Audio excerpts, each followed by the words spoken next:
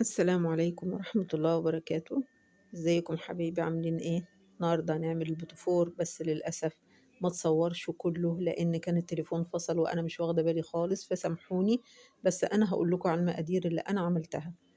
أنا عملت 4 كوبايات دقيق، ليهم 2 زبدة، ليهم كوباية سكر. يعني نص الدقيق زبدة ونص الزبدة كوباية سكر. ما بيتحطلوش باكنج باودر ولا أي حاجة. صفار بيضتين 2 بس، مفيش اكتر من كده.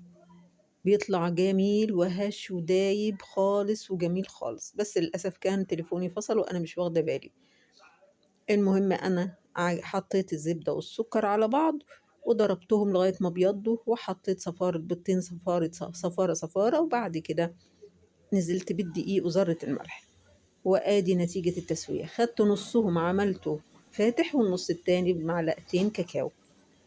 وللتجميل مربى وشوكولاتة سيحتها، ومعايا جوز هند، ومعايا فرمسيه، ولزقته في بعضه كده وعملت منه بالكريز وبالمنظر اللي انتوا شايفينه ده. بس للأسف الصورة كانت مظلمة وظلمة البيتفور خالص. ان شاء الله اذا عشنا للعام القادم هعمله لكم مفصل. يا رب يكون عجبكم الفيديو، مع انه ده مش فيديو كامل خالص، بس انا اسفة والله على الخطأ دوت. مع الف سلامة.